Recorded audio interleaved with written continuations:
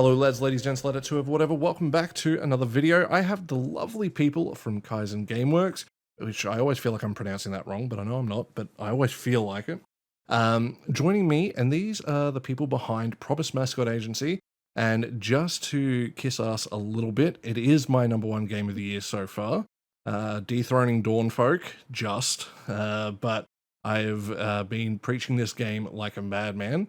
And it's the only thing stopping me from playing Persona, which is good because then I'm never going to make a video again. So, if you guys would like to introduce yourselves. Hi, I'm Ollie. I'm the game director at Kaizen. Hi, I'm Rachel. I'm the art director at Kaizen Game Works. And I'm Phil. I'm the technical director. Awesome.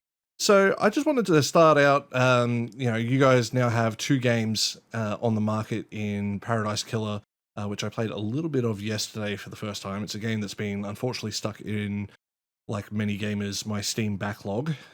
So I was like, I need to give that a go. And to say that game is a very unique experience out the gate is underselling that game, as is Mascot Agency. It's a very, very unique experience in the best way possible. But I just wanted to know, how did the team sort of come together? So go on. You take it away, Ollie. No, you go on. Well, Ollie and I have known each other for many, many years. We went to school together, and we sort of drifted apart when I went off to uni. Ollie went and got a job, and when we reconnected, like, we always had games in common. We always grew up playing games, and there's always this kind of shared idea of wanting to make something. And it was just a case of waiting till the time is right, really. Like, we did a few other projects. We did make a mobile game back in 2011, something like that. Yeah. But as time went on and we were both in other jobs, we realized we really need to make a go of something. We want to make a game that means something to us. We want to make it how we want to make it, say those right things, and just have proper kind of creative control. And so in 2018, we quit our jobs and made a go of it. And the result of that was Paradise Killer. And I'm still really proud that the first game we made together as Kaizen sort of is Paradise Killer, because, that did way, way better than we ever anticipated. And I think it shows that what we wanted to achieve with that was just to make a game that we really enjoyed, that was a bit different. We never expected it to get such a big audience, and the fact it does it still kind of blows my mind. And it's why we're still here. Awesome. So with the team being so, I guess the word I would say is the abundance of creativity within the team from the 2 games that are out for people to play.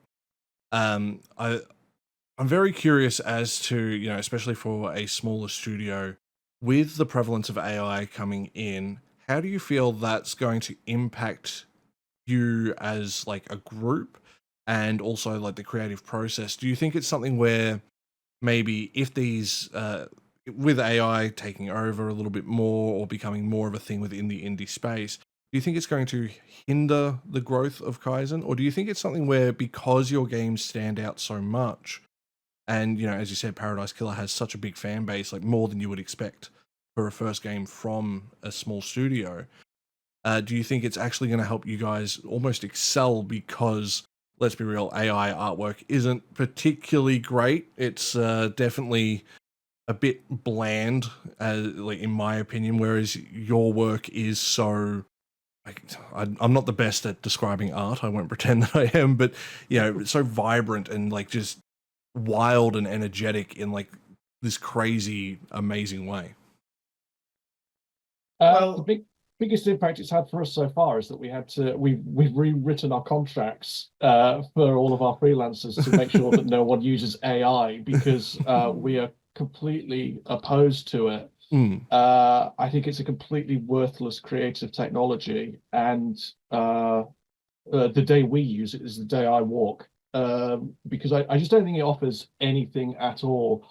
I was asked to take a look at a demo for some NVIDIA AI thing where AI was authoring conversations on the fly. So you would walk around this hotel lobby and speak to different staff members, and it would generate a conversation with each character on the fly, and it would remember, who had what responses and blah, blah, blah, blah, blah. None of it was interesting. Like there was a load of content there, and it was relatively cheap to produce compared to having to performance capture entire conversations. But the gameplay experience was total junk. And I knew it was AI going into it. So, that tainted my perception of it. But even then, I'd have just, if no one had told me it was AI, I was just like, well, it's just boring dialogue. Like, who cares?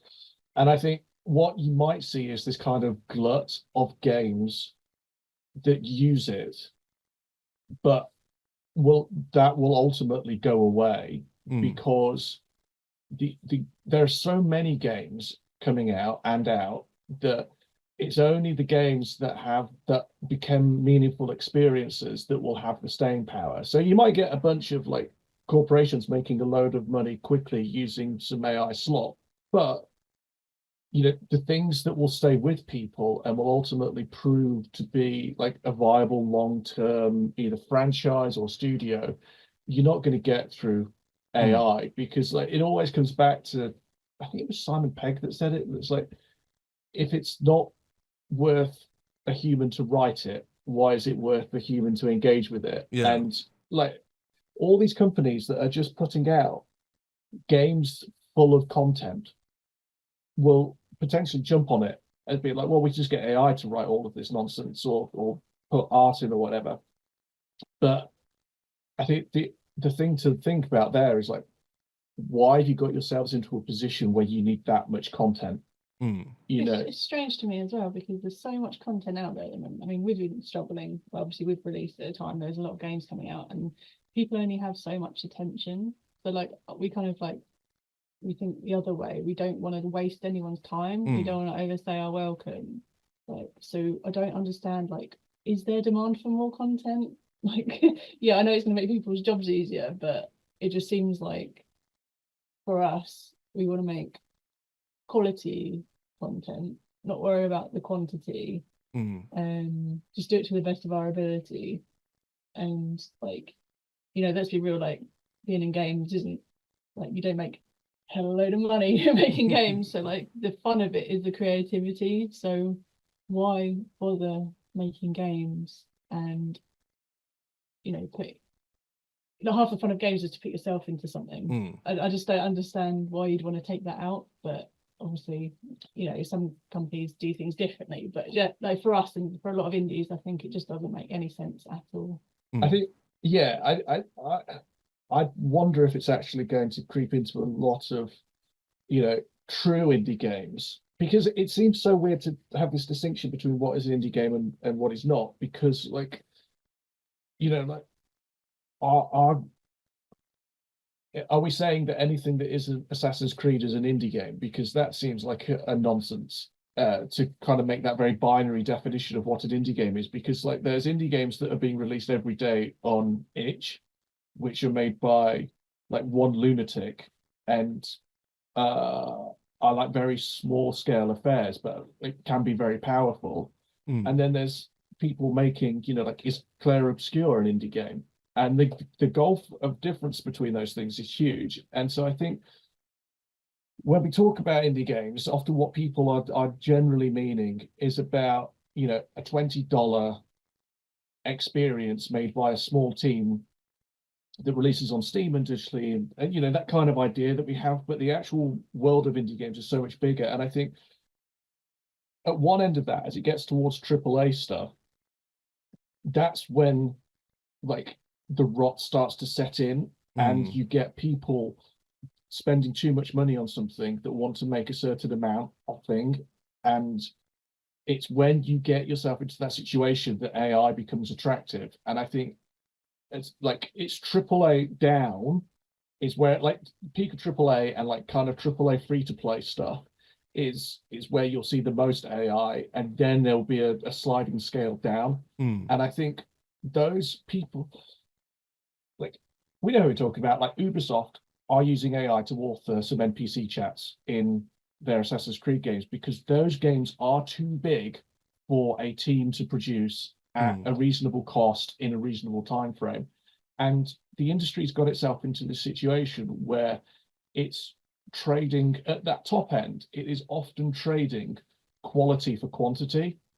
You know, like instead of making something good, just make a lot of it, because like it's easier to make a lot of something than it is to make something really special. And like that's when like AI starts to become attractive. And I think companies will force it upon their staff there. Like we know, like I think EA is forcing it on certain staff, and Ubisoft are, and Call of Duty, like Activision and thus Microsoft are. And you know, that will just push people away from that. Like when stuff isn't meaningful, like people will generally push towards something that is meaningful. And you can see that in all sorts of industries. Like Netflix, there's so much meaningless content on there that it pushes towards, like the TV shows that people talk about is stuff like Severance, right, where it is a much more meaningful piece of media, piece of art. And you're going to see the same with games, where, you know, even like these big like open world experiences, everything is becoming so meaningless in them that it will push people towards other things. And that might be, that's not saying that it's just like everyone that's making indie games are suddenly going to have a payday, because all of these people that were spending $60-$70 on a AAA are coming down to play our game, because that's just not, there will be some audience overlap, but most of the people that buy Assassin's Creed won't know what the hell one of our games are. And like, we're not particularly weird, right? Like when you compare to what's being released on itch every day. But it is out of the wheelhouse of that kind of like audience member, and people are finding content elsewhere, even in AAA space, like Call of Duty Warzone and like Fortnite and all of this stuff. Like people are creating, are having wonderful stories. Like people are finally getting it into their head that the best stories in games are not the ones that someone has authored, you know, beat to beat. It is about the emergent stuff, the wild stuff that happens. And like us three play PUBG every Friday night together, and like the stuff that we do in that, like you can't make with AI, and actually some of their assets are made with AI, but like the cool stuff, the coolest stuff that happens is the experiences. It's human stuff, and people will just, I think the more people lean into AI, the more it's going to push people away from these $300 million development cost games and into other experiences. And whether that is something that the AAA, you know, industry could adapt to or cater to, or if it's, you know, indie stuff, you know, who knows? It remains to be seen. But like I think people generally are getting sick of it as well, because like every time you open up Gmail, it's like, do you want to use AI to do anything? No, I don't. And so yeah, that's our thoughts on AI. The end. Sorry, that went really long. No, that's great. Actually, I will tell a story actually. So I used to work at Supermassive on Until Dawn, and they're kind of branching narrative games. And while I was working on them, like they're a very costly endeavor, because you have to performance capture every second of that game, nearly, except when the character's walking around. You know, you have to performance capture all of these cutscenes, and it means that the variations that you can have are, you know, every branch comes at a big cost. So I used to think, oh, wouldn't it be great if this was before AI was a thing? But wouldn't it be great if we could programmatically generate dialogue on the fly? And so in one person's playthrough, you know, in Until Dawn, there's one of the scenes is that Mike goes with Jessica to the cabin. But wouldn't it be cool if every time you play, the systematically the game could generate the dialogue and the voices, so that it could respond to anything you input into it?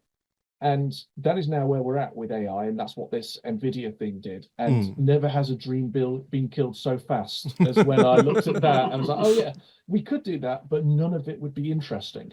Like the experiences that a player has in Until Dawn are cool because a bunch of people came together and authored something. and it like the idea of like anything is possible because AI will just adapt to it. It's just it's not doing anything new. And I think that's what people really like. And that's one of the directions that we're going in with our studio is people like novelty in games. And so that's why, like, when we finished Paradise Killer, we didn't go on to PK2. We did something new. And you see, studios like Platinum have always done something new. And it is because people like novelty and finding that special stuff. And because of the way that, because AI is just a predictive model, like you're not It works on the past. Yeah, Literally, yeah. it doesn't. Yeah, it's just regurgitating the past. Yeah.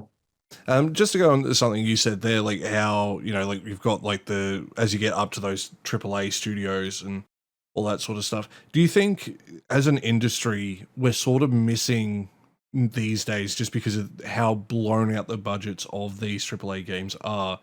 Kind of we're missing that double A sort of studio sort of experience, like those ones that are sort of in between. Like, I feel like people have forgotten about it, like that in between the indie and the AAA, like, your $30, $40, $50 game that would come out that would like be good and, would have a fan base, but not necessarily sell, 20 million copies or anything crazy in most cases. Do you think that that's something that the industry sort of needs to have come back? Or do you think having or like just at least a better separational understanding, as you said, because there are a lot of people who don't really know how to define indie properly.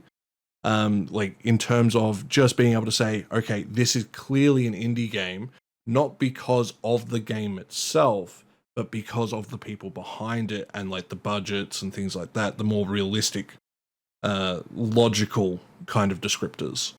Do you think that's something that sort of needs to be figured out as a community? Well, there's a couple of things there. One is like, how do we define what an indie game is? And I just don't think there's any good answer to that. And I think it's like, when you see Dave the Diver getting Indie Game of the Year awards, like it just shows that this is like labeling anything in a medium that is as wonderfully diverse and artistic and creative as games is. There's no way that you can put genre definitions in or to tell me what type of game, or is it an indie game, is it a AAA game? Because like there are studios that like are ours, which are privately owned small teams. That's an indie game, right? But then you also, like, I was just playing the other day Doll's Nest, which just came out on Steam, which is made by Nitro, a big Japanese corporation, but it looks and feels like an indie game and retails at 16 quid. So like, is that an indie game? Well, in some definitions it is, but also they have shareholders and are part of a huge corporation which makes millions every year. So no. So like, I don't have any good solution for that, because I'm happy to think of things like, it's just a video game. Who cares? Whatever. But I know that like some people need to feel like they've compartmentalized stuff. But in terms of the AAA to AA, we have missed that. I was part of the mass culling of AA studios during the 360 era. You've worked in AA studios which have like changed or closed, and I think that race to the top has harmed the industry massively. But we are seeing the balance begin to be redressed, where two of the biggest games of this year are Split Fiction and Clair Obscur, and those are both incredible games, but they were not made for the same amount of money as a AAA game. Yeah. But the review scores are, some of the highest out there. Yeah. So, and like Clair Obscur is like, they have gone for AAA graphics and they've done it. And that game did not, I don't know what that game cost to make, but it did not cost the same as, what some of these big games. So I think the balance is beginning to be redressed, because no one wants to spend, as an investor, people aren't looking to spend 300 million. They are looking to spend a lot less, but see a really good return. So I don't know what that will look like, because there's other AA stuff, which, like Slitterhead, which came out last year, which I loved, but I don't know what the future of that studio is, because I can't imagine that sold enough to keep that. So there's balancing, like everything is trying to find its new equilibrium, and I don't know where it's all going to shake out. There's a lot of weird like things in the industry at the moment. Like we're speaking to people that we know, and like certain areas of funding, like certain budgets have just like disappeared. Like if you want to make a really small game, there's still funding out there. If you want to make a really big game, there's still funding out there. But like that middle ground, we keep hearing that like that kind of budget people just don't want to invest in. So that's going to be interesting to see in a few years. Like, does that mean all the middle tier games, there's just not going to be many of them? I don't know. It's all very strange at the moment. Yeah. Like, the industry is really going through a big shift, and like it feels like everything's up in the air and we don't know where it's all going to land yet. Because obviously COVID bloated everyone's budgets and everyone was ready to throw money at gaming. And then obviously like AI and stuff entered the room, and all the funding, like that was a new shiny thing, and all the funding disappeared and went over there. And obviously gaming's not as big as it was during COVID. So all the budgets are all over the place, and it's just going to be really interesting to see what people manage to make, because it's tough out there at the moment. Speaking of like how you mentioned with Clear Obscure, how, you know, graphically that game is absolutely stunning. And, you know, that's a game, considering, you know, its budget not being anywhere near that of a AAA, it's clearly punching above its weight. Just to come back to Promise Mascot Agency, to me, that is like your game is punching well above its weight. Like, to me, that is, and I know this is brown nosing, I am absolutely kissing ass, and I don't care what anyone says. No, I'm good. I'm happy. Keep going, Yeah, An Australian sucking up to the Brits. This is the only time it'll ever happen. No, but it's to me, Promise Mascot Agency is a shining example of like Clear Obscure, where it is such a passion project, where it's, you know, you can see all the talent that's gone in, you can see all the hard work that's gone in, and it clearly shows. And, you know, I think, what are you guys sitting at? 98% overwhelmingly positive reviews on Steam, like 4.76 stars on PlayStation. I think I saw on Blue Sky just before. Like, absolutely everyone who's playing it is loving it. How do you guys, you know, feel having your baby essentially go out into the world? You know, this big project, you know, you've had these incredible voice actors that we'll get into shortly come in, help the project as well. Obviously they got paid for their work, but, you know, like having access to who you got access to is just insane to me. But like, how does it feel having that baby out in the world and seeing everyone just receive it so well? It's the hardest part of making games for me. It's the worst part, because it's not to say it's bad, it's just like, out of all the experiences, because we're, you know, when you are working on a game, all three of us are very much like, we enjoy the craft and the process of making a game, and it's always hard when that then stops and it is given out to the world to evaluate. And overwhelmingly it has been positive, but it is, we make games that are somewhat divisive in different ways, like they're not for everyone. And it's been, you know, the praise has been amazing, but then, you know, the criticism has been in places hard to deal with, because it's you know, it is our passion, our passion project, our kid. We're sending it out into the world, and it's, you have to develop a very I'm not going to say thick skin, but you have to develop your own way of coping with both the praise and the criticism. Phil, his way of dealing with it is to not engage with it at all. I'm absolutely terrible at it. I can't. I make games for me, and and for us, and other people playing it. It could be the greatest praise in the world or the greatest criticism, and obviously one that makes me smile, one that doesn't. But it's just, it feels very strange to have other people play them, and it's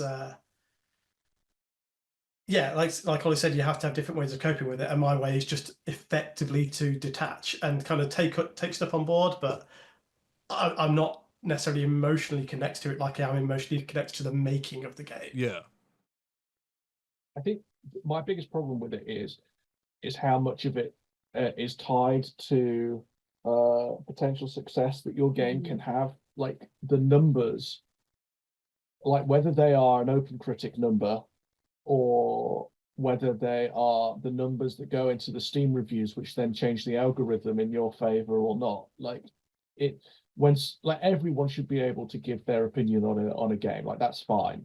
But it is because every system weights those numbers and then numbers determine your success or failure. I think we're in a pretty bad place as an industry where, because again, I went through it where any game in the 360 era that did not get an 80 plus, that studio closed generally.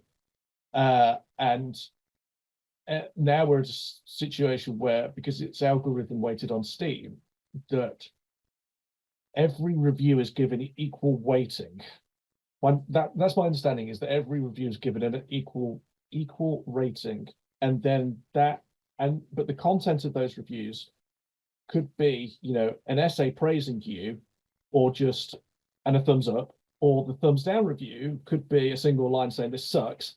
And we had one of those this morning. And it's just like, like you say, it's like someone can spend 2 seconds in bad faith and genuinely do the company damage. And then, like, we don't mind negative reviews where they've actually thought about what they're going to say, but it's the fact that someone can literally damage your company in 2 seconds with a thumbs down and this sucks, or you're woke, or whatever, and it's just a nightmare. It's like Steam, I understand, cannot curate everything, but this our entire, like, so much of our time is given over to thinking about what the algorithm wants and how to respond to, like, some arcane system, like, being developed in a place that we've never been to or whatever. Like, it's such a strange thing, and I think it's one of the problems that we've got in the industry, and I haven't got a solution for it because it's not my job. But I think we have to fix this Steam review stuff.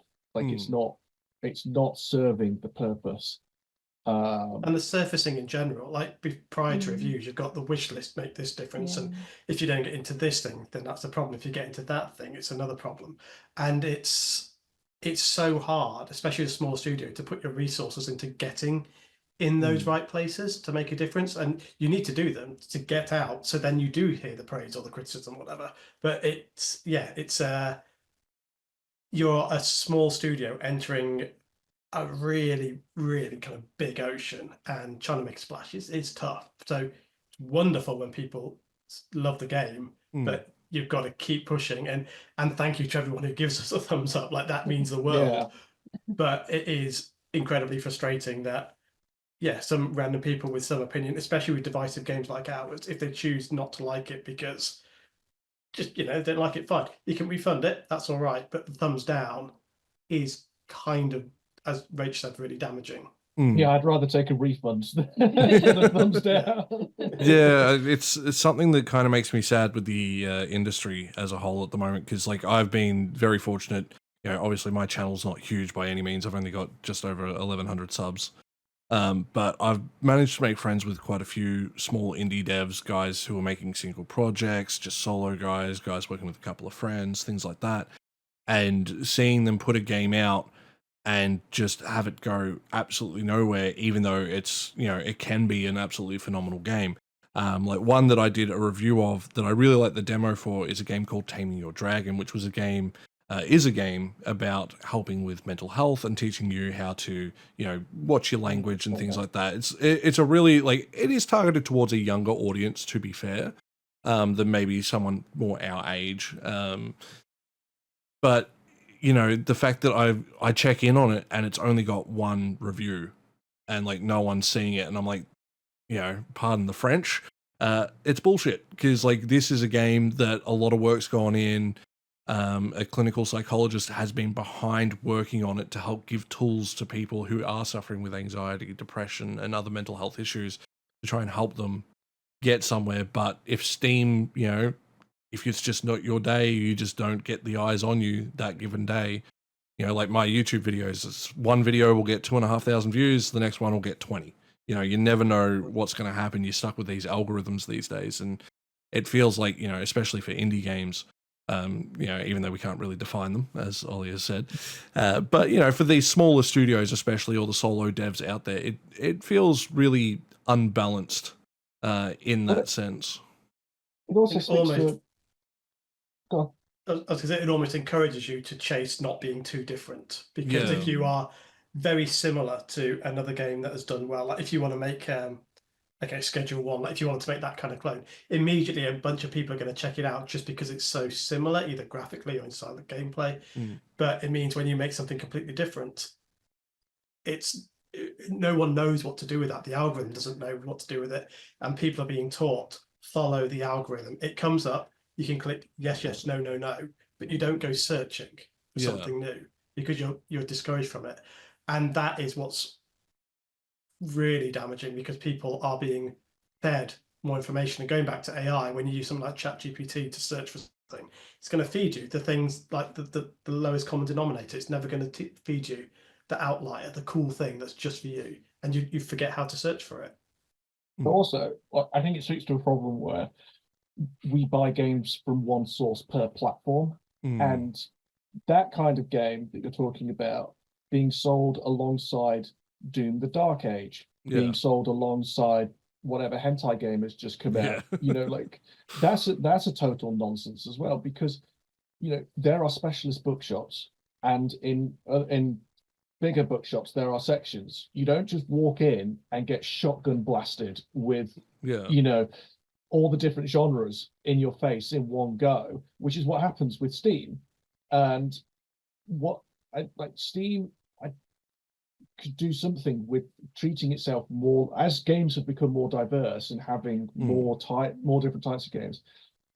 There is an argument, I think, to be made for having that being presented more clearly on the Steam front page, because Steam has loads of great tools in the back end for tagging your games as being having certain types of content in and whatever.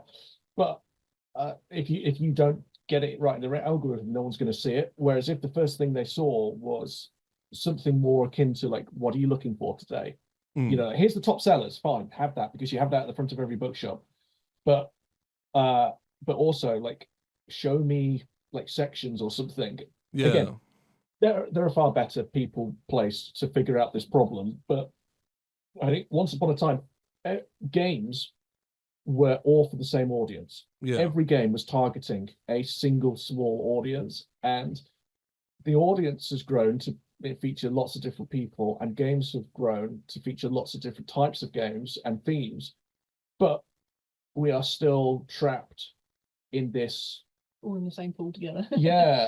thing. And like you hear game journalists now talk about like, well, I don't even know what a Roblox is.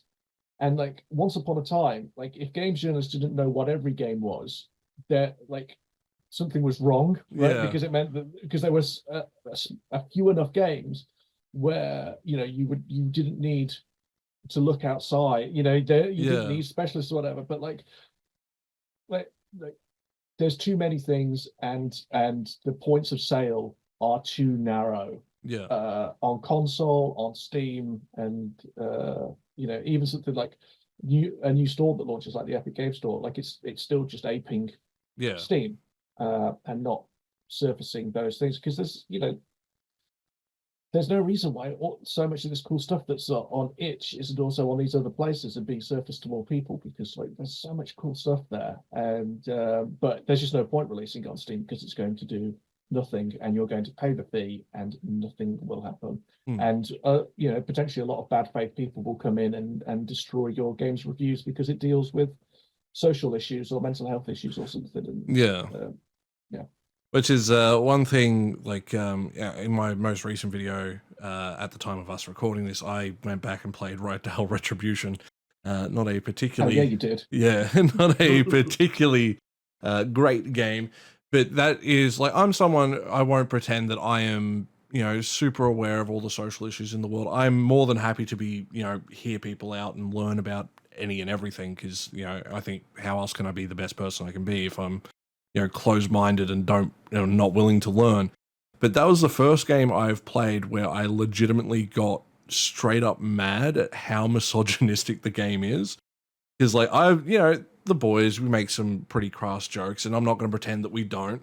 But when I saw that, I'm like, holy crap, 13-year-old me would have been like, whatever, not think about it. But, because I've played games where, especially considering that is something that I do a lot as a hobby. Obviously, that's my main hobby.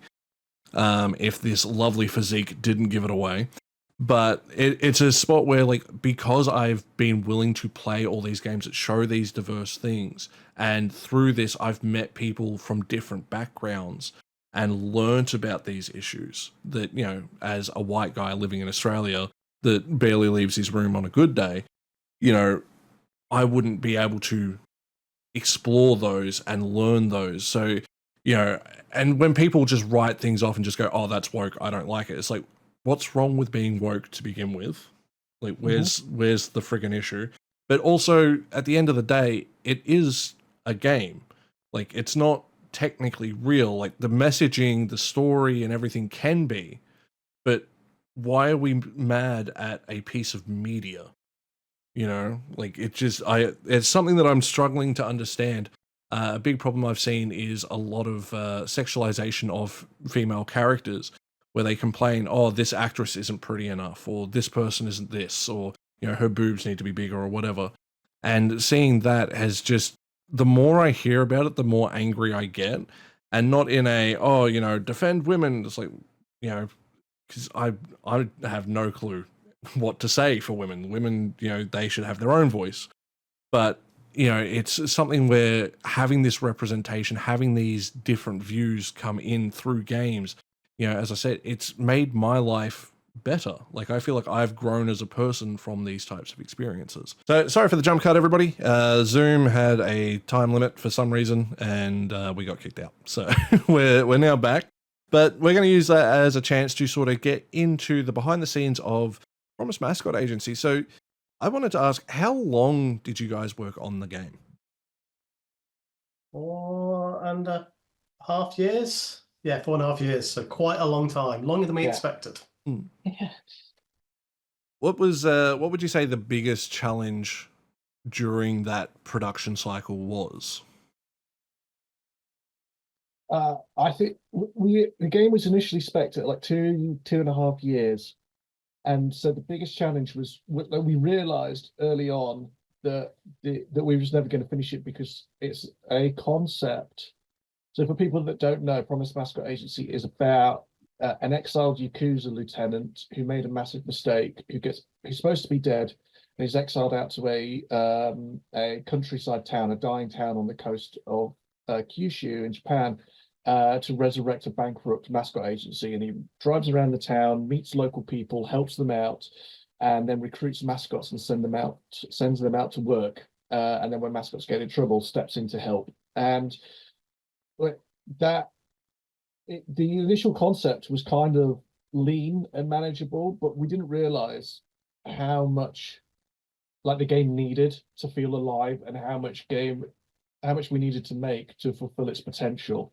And, you know, our previous game, Paradise Killer, was 2.5 years, and that was and when we got to the end of that, I think we felt that we had fulfilled its potential. You know, we had got to the edges of the concept and stopped, and that was what it needed to be. Whereas as we went on with mascots, it became bigger and bigger. And I think it's easy to put that down to like devs just getting carried away and doing feature creep, but it was actually a case of, well, we need, like, in order to realize this concept, it needs to be of a certain size and include a certain number of things. And so constantly working because we worked to like 2 years, and then we realized it wasn't going to be 2 years, and then we worked to like 3 years, and then to 4 years, and then to 4.5 years. And so that it was constantly working towards a deadline that shifted. That for me was the hardest thing, because it meant that oftentimes we were rushing to get stuff in, and we kept living our lives to deadlines that, oh, well, once we get this game done in this next 6 months, we'll move on to something, you know, our lives will do something else. And it just never happened until finally it did. And for me, that was the hardest thing. It was just that constant panic and constant stress of an approaching deadline. So with the scope of the game, you know, to me, it's a very, how would I put it? A very feature-rich game where everything services everything else. There's no just, this is here for the sake of it being here because, oh, this was a cool idea. like take the K truck that you get to drive around in, which is awesome fun. I love just driving around, especially getting to fly around. Wasn't expecting to be able to do that when I first came across the game through an Instagram ad. I think is how I found Promise Mascot Agency, browsing good old reels for unhinged content. But with all those features, were there any like specific features that were particularly hard to implement, or some that just you wanted to add but just didn't quite work, so they got left out?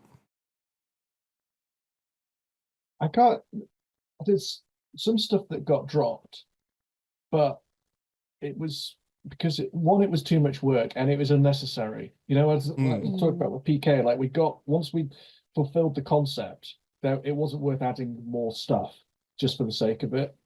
So there's some stuff which we won't get into because we are probably bringing it back as a content update. But the hardest thing to author was our mascot battles, when mascots get in trouble, like getting stuck in a door when they're on a job, or getting like setting a kitchen on fire.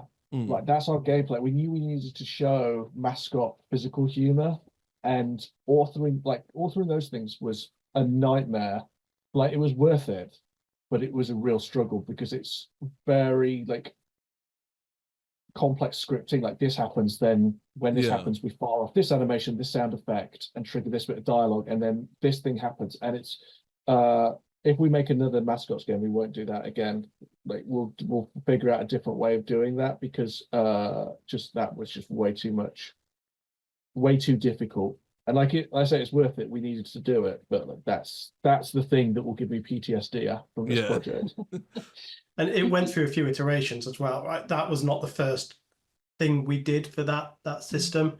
So we sort of had the solution, and then it wasn't quite working, so we had another one and another one. And so by the time we got to that, we were sort of working within the confines of stuff we had, which makes it a bit more complex. And then there was this constant time pressure, which Ollie mentioned as well, which did make it really tough to get those right and to get them satisfying. And then, of course, you've got the gameplay on top, so you needed to make sure all the hero cards came in, and we needed to make sure they mattered, and we need to make sure that you've got the right balance, so it's easy but not too easy, not too hard. And yeah, it took a lot of iteration.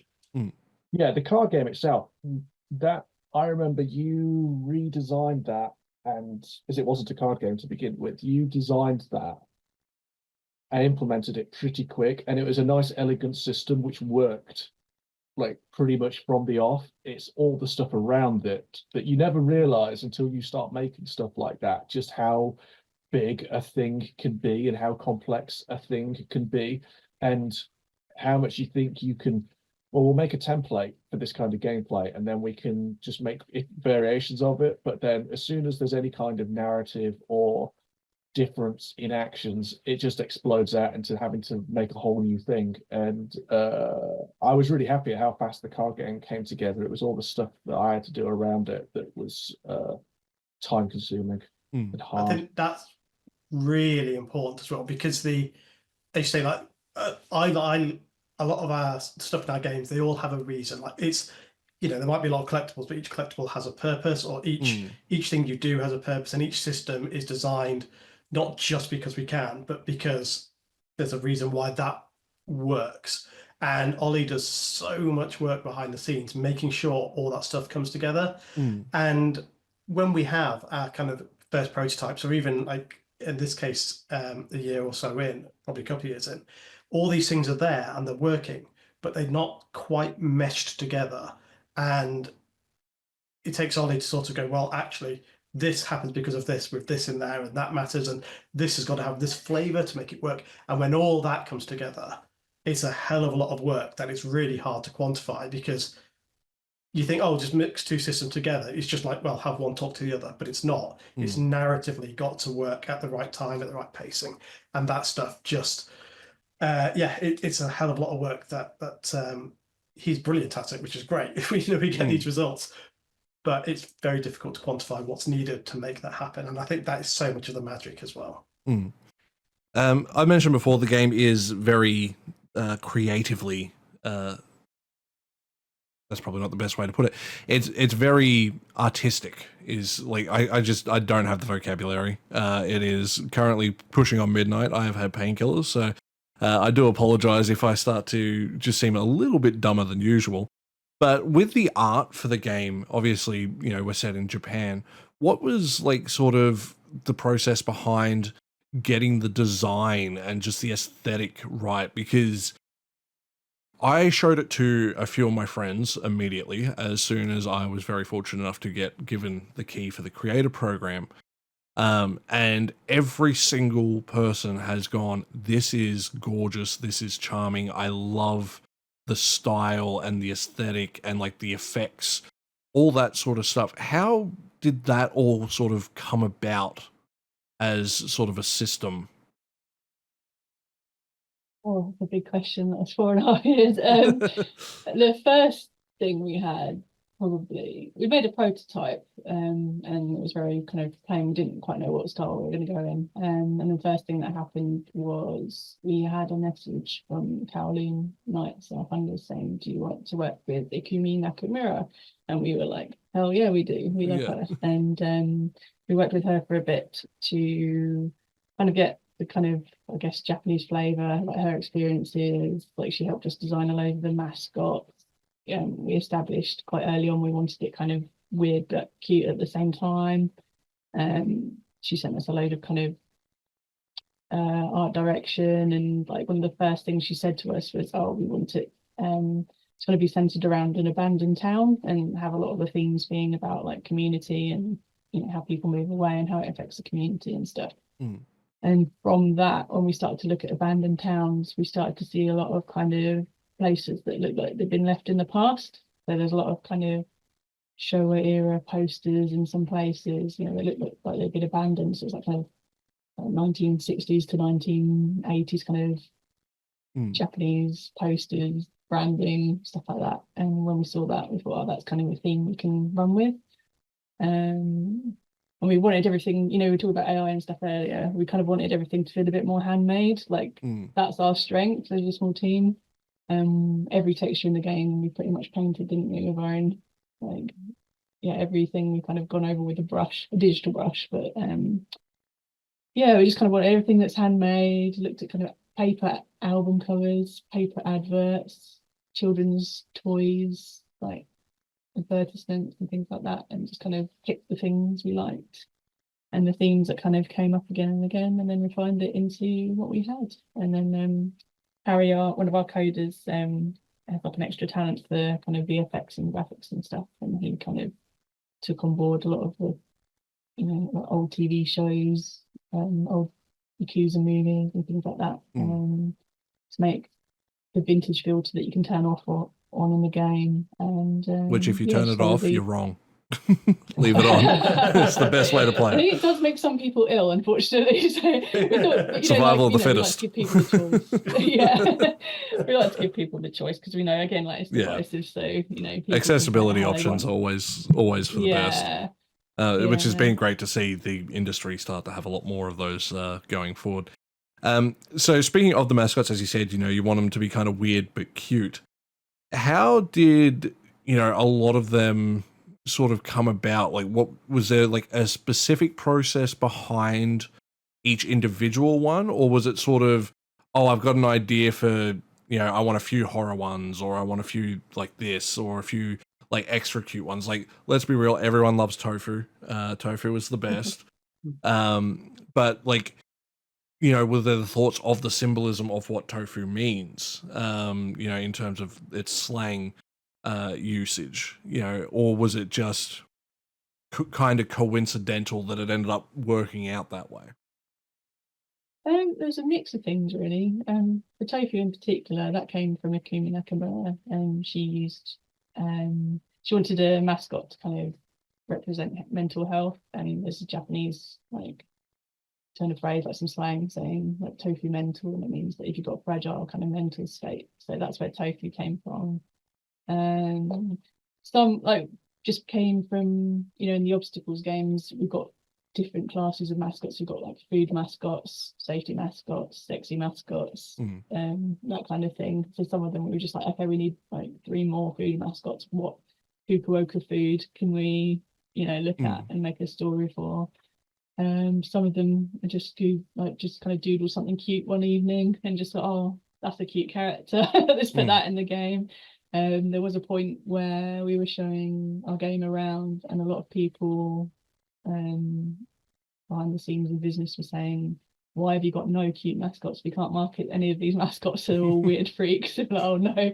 Then we added Ichigo Love to put on the posters, but then we couldn't resist and we made him have a really deep voice in the game. Yeah. Obviously he still looks good on paper. That got a good chuckle out of me when I first came across him. So yeah, Phil's wife Amy worked in the game for a bit. She came up with some fantastic puns like Salarinyan and Kakigori. Inko, our main 2D artist, helped us develop some of them as well. It's kind of just it's all a team effort really. If someone had a cool idea and it kind of fit the gameplay, it kind of generally went into our kind of pool of mascots, to be honest. So there's such a big mix of different people and different approaches. Sometimes it was Japanese culture first, sometimes it was looks first, sometimes it was just we need this mascot like Mike as a game show host, and they all kind of came about in different ways. That's why they're all different and unique, I guess. Yeah. So what was the main inspiration behind Pinky? Is it just because Michi cuts his pinky off? Was that sort of something that was intentional, or was that purely coincidental? Because I didn't put it together until I streamed it the second or third time. I was like, oh yeah, he cut off his pinky and we have Pinky with us. Yeah, it was intentional. Again, that came from Akumi Nakamura. We knew we wanted a sidekick and kind of like a buddy cop duo for our main characters, and yeah, Yakuza and a Seven Pinky, it just kind of made sense, and we wanted to kind of show that what I guess Michi's kind of lost he can gain in a new place, but in a different way. I can't remember if the original concept art from Nakamura-san came back with Michi missing his pinky, or is that something that we added? Actually, that's a good point. I can't remember. Yeah, it might be that. I think she might have said pinky because of the symbolism of what it represents to the Yakuza, and then that was one of those things where we got a lot of stuff back from her, and then we took some of it and ran with it. And as we developed the story, it's oh yeah, let's lean into this harder, because I think that's one of the things that we always do at Kaizen is how can we lean into something harder? Yeah. And that's how you get our games and the nonsense in Paradise Killer and all the stuff that we've got in PMA. It's at some point we have to say no, but we have a lot higher tolerance for what we say yes to in terms of ideas and things we want to include in the game. I think no character represents that better than Pinky. Was that just the process that led to Pinky being so unhinged as a character, with their lust for violence and inability to host birthday parties? We like Japanese manzai comedy, which is a comedy type where you have the straight normal guy, and then you have the unhinged character, and then they play off each other and react to each other, and that's kind of represented in the West with buddy cop stuff, like Lethal Weapon or Rush Hour or something. And we in Paradise Killer we had Shinji, who is a demon that pops up around the world that kind of provides this kind of humor and comic relief from investigating a mass murder. And we knew that we needed an assistant character to guide the player through this new world, because we wanted the player character Michi to be the straight guy. Yeah.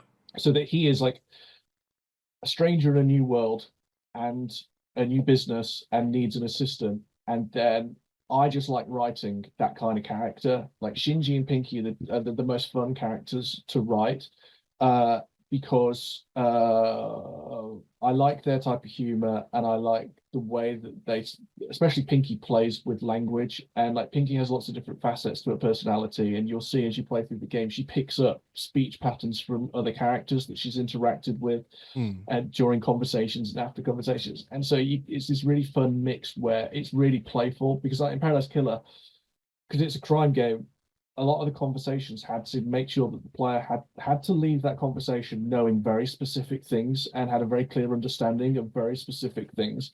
And Shinji was my opportunity to write chaos and humor instead, where we don't care if the player understands something particular that Shinji said. And Pinky, like, that was just so much fun to do and provided such a good player experience in PK that we knew we wanted something like that in Mascot Agency. And we're big fans of Pop Team Epic, where those characters often have like the man's eye feel, with the short blonde one being crazy. And we were watching that Keep Your Hands Off Eizouken anime, where there's a similar dynamic going on there. And so Pinky just came really naturally. Now, the problem we've got is that I want to keep doing that for all of our games, but then it's just going to look pretty tired. Like our next game will probably have a Pinky type character, but like people will just be, oh, it's one of those. So I'm going to find ways to freshen it up. Yeah, no, completely fair. So the characters within Promise Mascot Agency in particular are very, very memorable. And I think not just because of the writing and the setting, the artwork and everything else, but the voice acting. Can you talk about what it was like getting such an incredible cast together, for this project? Well, I'd love to give you a lot of insight, but we actually just handed that off to someone, which was nice. We started working with, we were looking for a localizer, and we got recommended a localizer called Ropyaku Saruni in Japan, who has worked, long-time industry veteran, and we were told, like, this guy will get your game, you should work with him. So we did, and we said to him, look, you have full ownership of all of this localization, you proceed with it how you want, you tackle it how you want. So he brought in like extra dialect specialists for Kyushu dialect, and we said, we want to do voice acting, and we're not going to be able to direct the voice acting, and nor should we, because none of us speak enough Japanese to be able to do that. So are you okay to take that on? And he said, fine. And he said, we're going to hold auditions for some of the main characters. And then one day I just got a Google Drive link with here are the auditions. And one of those was Takuya Kuroda, who plays Kiryu in the Yakuza / Like a Dragon games. And that was a big surprise because we hadn't asked for him. People think that we wanted him because our game is obviously influenced by the Yakuza games, but we didn't even think about it. His agent just saw a casting call for Yakuza Man and was like, I got just the guy. And so he turned up, and then we had amazing, like, Ayano Shibuya, who voices Pinky. She is one of the characters in Tears of the Kingdom and in the Japanese dub. And I think she just gives a hell of a performance. I think performance of the year, just incredible range, incredible personality. And when we think about what the future is like, yes, we want to work with her again. So like some of the voice actors that we've got from Japan are making me think, right, no matter what setting we do, we should do a Japanese dub as well. And then we have some industry connections to Shuhei Yoshida, so we asked him if he would like to be involved. And Ropyaku, our localizer, used to work with Shuhei, and so that was a very easy conversation. And then I love Deadly Premonition, so I said, let's ask Swery, and he said yes. And then we got some other wonderful actors in, like long time Zelda actor plays Captain Sign, and we've got so many characters. There's so many actors, but there's like Matriarch Shimazu is played by Eri Sato, who worked on Chainsaw Man and sorry, the door's going. Chainsaw Man and Metal Gear Solid 4, and so we got this cast assembled, but we didn't do anything ourselves to do it, other than maybe email Swery. I think someone emailed Shuhei on our behalf, actually. So and then we tracked down an actress called Raina who plays Miss Wambui, because Miss Wambui in the game is a British woman, British teacher who gets trapped in this cursed town by a teacher, a teaching program for foreign teachers, like the JET program. And so we wanted to find a British person living out in Japan who could do that, and she fit the bill down to a T. Like Miss Wambui grew up watching anime and moved to Japan because of her love for that, and so did Reina, and so that came out really well.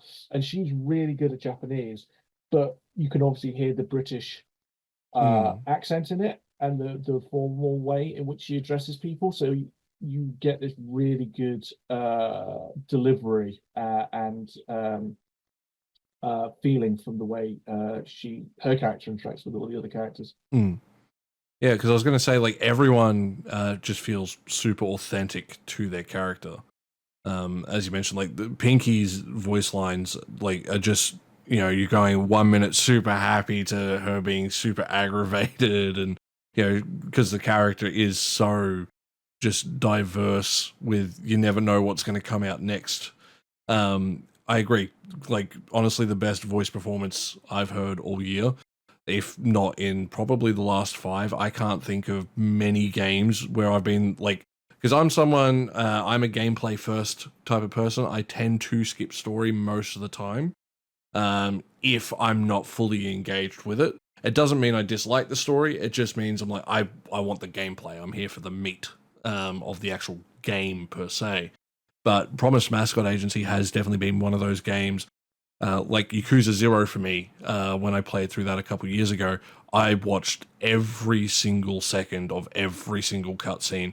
And when I do accidentally skip a bloody dialogue thing, and because I don't really know Japanese particularly well, I can read a little bit, but that's about it. So I'd probably know like maybe 100 words. So where I don't really understand sentence structure and that. So if I hear someone talk, I'm like, okay, they've paused, stop.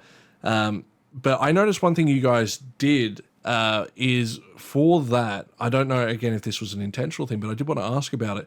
Is with the music balancing during the dialogue, I've noticed when speech is happening, and even if there is a pause, obviously for dramatic effect, the music stays quiet until the dialogue finishes and then comes up. Was that a deliberate choice? Yeah, I mean, it's a deliberate choice. It's also, fortunately, the easiest choice Yeah. because, once we've got the dialogue ducking in, all that's really doing is saying, well, is something still playing? Yeah. And if it is, keep the music ducked. So it's not looking for rise and fall in volume, it's looking for file completion. So yeah, it went in like that, and it's like, well, this works. This tells you when something has finished or not. So yeah, it had a nice dual purpose of being a good system and easy to implement. Yeah, it's definitely it has helped me, because I didn't notice it at first, but it was something that I picked up on pretty quick because I accidentally kept skipping dialogue lines. I was getting very annoyed because I'm like, damn it, I want to hear it. I mean, I will, because I'll probably play through the game probably another 40-50 times, knowing me, because I will try to be one of the few speedrunners of this game by the time I finally get around to finishing my playthrough. But since I've taken up a lot of your time, I do want to ask just 2 more questions real quick. Firstly, who is everyone's favorite mascot? Mine's Pinky. She's not a recruitable mascot. You don't send her out to work, but she's best girl. Yeah. Mine changes every single day.